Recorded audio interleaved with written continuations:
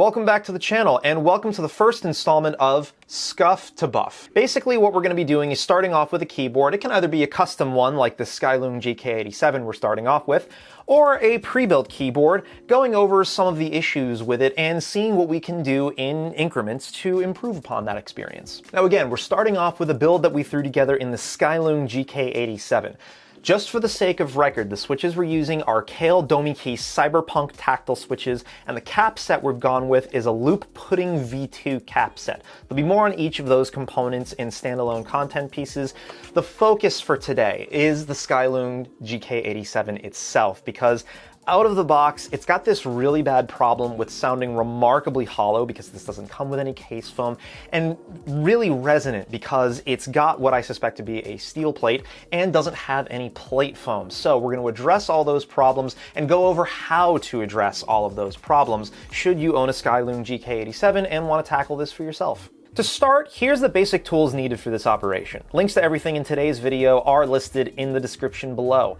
This was my first time using this iFixit Essential Electronics toolkit, and I'm pleased to say this will probably be all you'll need for most keyboard operations like this one, at least to get a good start. If you lack the picks and pry bar we have here, an old plastic gift card will also work. Just try to avoid using a flathead screwdriver, as that will absolutely mar the ABS housing. With the keyboard relieved of switches and caps, we can begin disassembly. Start with removing the top housing, which is held in place by 8 tabs along the front and rear, and a single #1 Phillips head screw located under the QR sticker on the underside of the case near the USB-C port. The tabs are easier to work with by using the picks to gently lift the top of the case away from the bottom, then using the pry bar tool to finish separating the halves. This design is basically a sort of modified sandwich mount, in that while there's only one screw going through all parts of the keyboard, the rest of the plate is held in place by being, well, sandwiched between the top and bottom housing, without gaskets. Before removing the PCB assembly, there is a cable underneath that connects the main PCB to the USB-C port, so be sure to remove that cable to avoid damage. Next, we need to separate the PCB from the plate by removing the 9 fasteners holding the assembly together with a #1 Phillips head driver.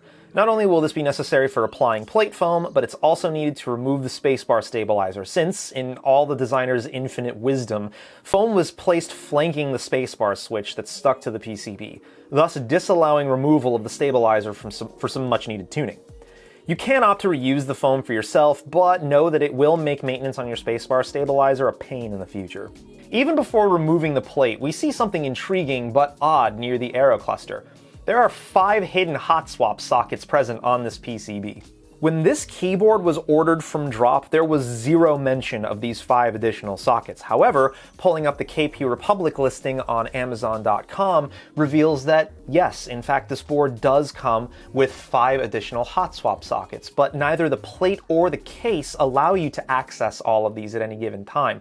They also don't register in the driver software, which is a bit odd to me. So, if any of you out there know where I might be able to get a hold of a plate and case that will accommodate those extra hidden sockets, sound off in the comments down below, and we will absolutely do some follow-up content with it. With the plate removed, we can see all stabilizers have amazing fitment on the plate, so no worries on that front. The wires also largely appear to be straight, so we're free to try retuning these in a bit. Since we're trying to keep these upgrades as inexpensive yet practical as possible, we're simply going to reuse the bag this keyboard case was shipped in, cut to the dimensions of the inside of the case, for its case foam. Just make sure to accommodate the wiring harness for the USB-C port. The plate foam is the most expensive mod here. KBDFans plate foam modules run you $20 US, but allow flexibility in lieu of a pre-manufactured solution. And, as we've experienced with the BPS Customs keyboard we built, is very effective at getting the sound of your keyboard well in hand, if that's what you prefer. And in this case, we definitely do. Be sure to remove the stabs from the plate by depressing the tab on the back of the stab housing and sliding them out of place. You may need to press on the bottom of the housing to get them out the first time, because mine were extremely tight. From there, just stick the foams where they need to go, excluding the stabilized sockets, and be sure to remove the unnecessary sections of foam to allow the fasteners that hold the PCB to the plate to pass through. With that out of the way, we can tune the stabilizers. First, we'll wipe away any excess lube that may be present on the PCB, then we'll use some medical tape on the PCB under where the stabs sit to avoid unnecessary noise. From here, go ahead and unclip the wire from the stabilizer housing and separate all components using some tissue paper or Q-tips to wipe away as much of the lube as possible from all these components. Today, we'll be retuning using dielectric grease. but I forgot to buy a brush for it, so we have to make do without one. Get a blob of dielectric grease down and run the ends of the wire through the grease, making sure to get an even coat on all surfaces that will touch plastic. Carefully reinsert the wire into the stem and housing, making sure to avoid having all the grease get scraped off before it's fully inserted. And clip the wire back into the housing. Once the stabs have been prepped, set them back in the plate with a switch, and then test them out with the intended cap to make sure there's no obvious ticking. If it sounds good to you, then you're good to go. Otherwise, remove the switch and stabilizer, disassemble it, and try tuning it again. Sluggishness can occasionally be cured by simply pressing the cap several times in rapid succession to move around the excess grease. Now that the mods are done and the stabs tested, we can reassemble everything. Start by placing a switch in each corner of the plate, then setting the plate down on the PCB, carefully lining up your switch pins to make sure they don't get bent. This step ensures the plate and PCB are properly aligned before you fasten the two together, which means the rest of your switches will most likely end up correctly oriented in the socket. You can then install the fasteners that hold the plate to the PCB. Next, set the PCB assembly in the top housing, making sure the 4 clips up front grab hold of the plate. Reconnect the USB-C cable, then set the top housing and PCB assembly back onto the bottom of the case, snap it all together, and reinsert the screw near the USB-C port. Boffo, we're done. So in general, this mod was really easy, and most of you could do this at home in an afternoon on a weekend in between activities.